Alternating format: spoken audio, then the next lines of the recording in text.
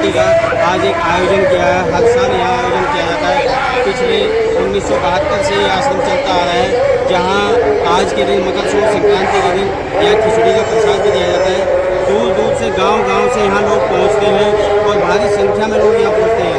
संस्कृत का एक प्रोग्राम होता है और यहाँ बच्चे भी पढ़ाई करते हैं, जिनको ब्रह्मचारी का पूरा ज्ञान दिया जाता है और वो पीले वस्त्र धारण करके यहाँ पर जो है रहते हैं और रहने सहने की खाने की सुविधा सब आश्रम की तरफ से होती है। तो यहाँ जितने भी पढ़ने वाले विद्यार्थी होते हैं उनको संस्कृत भी और सभी भाषाओं का यहाँ ज्ञान कराया जाता है।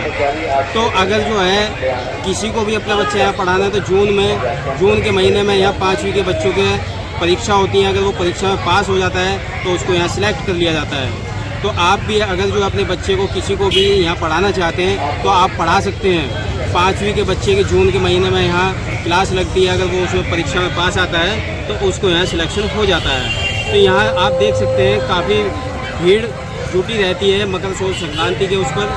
और यहाँ जो है रविवार के दूसरे रविवार में यहाँ एक गोष्ठी का भी आयोजन हर बार किया जाता है। तो बने रहिए हमारे चैनल के साथ में। खास रिपोर्ट कमल प्रजापति के साथ में और दिखाते रहेंगे आपको पल पल की अपडेट और नई खबरों के साथ में। धन्यवाद।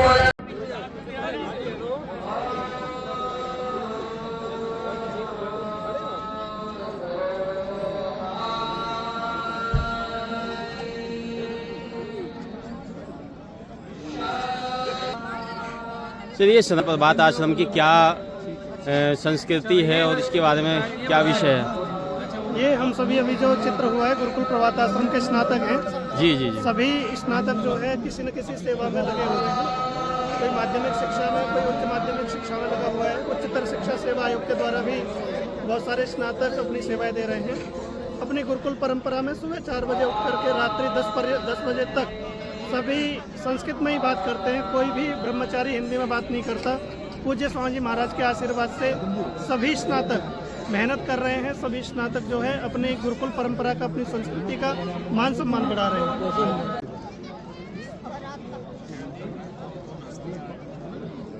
आपका डॉक्टर राकेश गिरी। कहाँ से आए हम? मैंने कर्नावल नगर पंचायत है अपने सरगना तहसील में। जी। आज आप गुरुकुल प्रभात आश्रम में आए हैं, इसके बारे में थोड़ा सा बताइए। वो गुरुकुल प्रभात आश्रम जो है शिक्षा का बड़ा ही महत्वपूर्ण केंद्र है। और यहाँ स्वामी विवेकानंद जी जो इसके कुलपति हैं वो शिक्षाविद ही नहीं, मैं तो कहूँ कि साक्षात जो है ब्रह्मा का रूप है। और यहाँ पर जो भी शिक्षार्थी शिक्षा ग्रहण करता है वो बड़ा पवित्रता तो है ही, चारित्रिक रूप से भी और शैक्षिक रूप से भी जो है यहाँ से बहुत से शिक्षार्थी बड़े विद्वान होकर के जो है कहीं लेक्चरर, कहीं प्रोफेसर, विभिन्न दायित्वों पर जो है वो पहुँचते हैं। और यहाँ पर सबसे बड़ा जो है खेल का भी बड़ा अच्छा व्यवस्था है। तो तीरंदाजी में यहाँ के जो है ना अंतर्राष्ट्रीय स्तर पर यहाँ के जो शिक्षार्थी हैं वो निकलते हैं। धन्यवाद। नमस्कार, कहाँ से आए हैं आप? मैं पतले से आया हूँ, पतला निवाड़ी जो पीछे से। क्या नाम है आपका? मेरा नाम प्रदीप योगी है। जी। जो हमारे पिताजी भी आर्य समाज से जुड़े हुए थे, योगेंद्रपाल सिंह योगी जी। हमेशा आर्य समाज के प्रति पूरा लगाव रखा है उन्होंने हमेशा।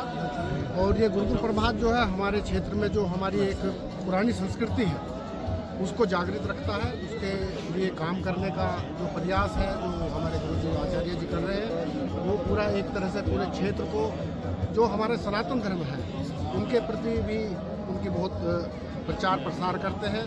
और जो गुरुकुल प्रभात है ये एक तरह से गेम्स का भी एक बहुत बड़ा, मैं तो ये कहूँगा कि एक पॉइंट है।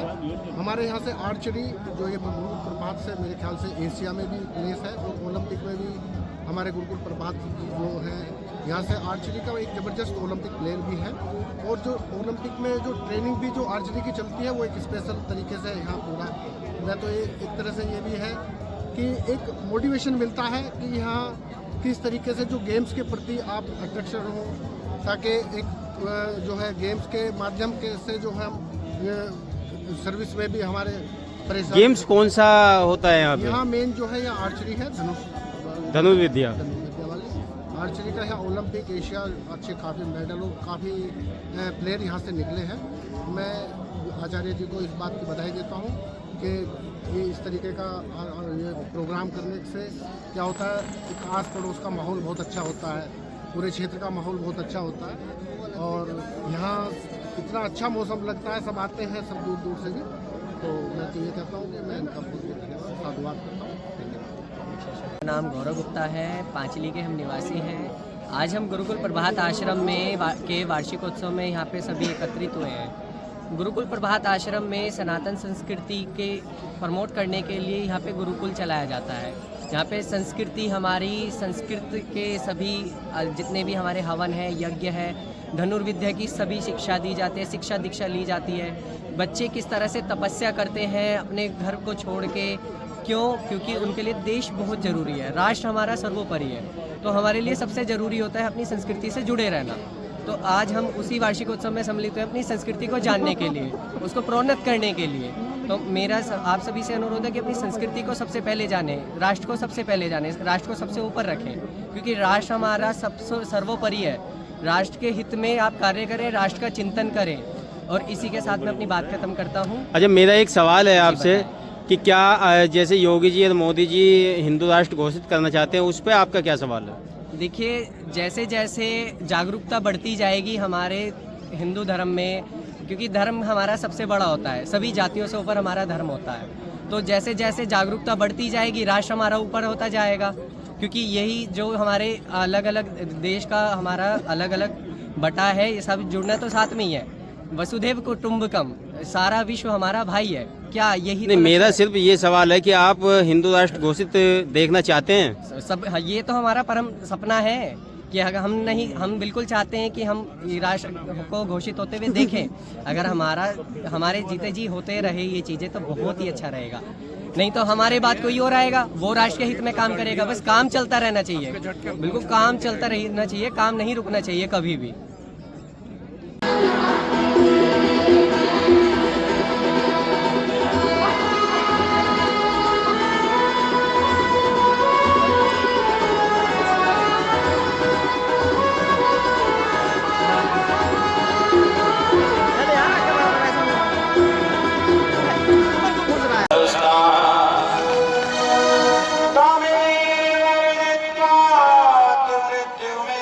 समय मिला ईश्वर के गुण गाऊं, अपने गुरु विवेकानंद स्वामी प्रणवानंद को मैं शीश नवाऊं। प्रभात आश्रम में आकर के जिसने जीवन में प्रभात न किया, उसका जीवन तम से भरा है। यहाँ से अपना शुरू प्रभात किया।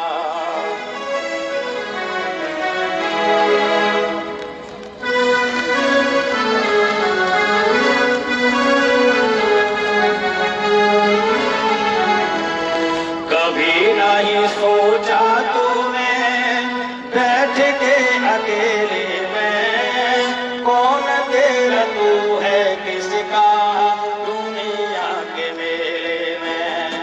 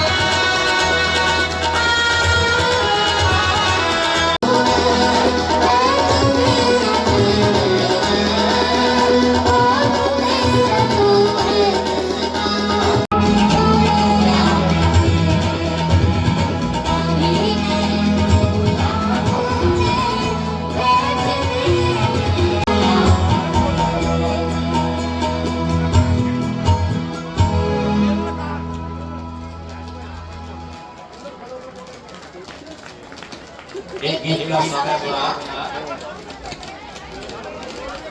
फिर आपकी सेवा करेंगे। इन शब्दों के साथ अपनी वाणी को यही विराम देता हूँ।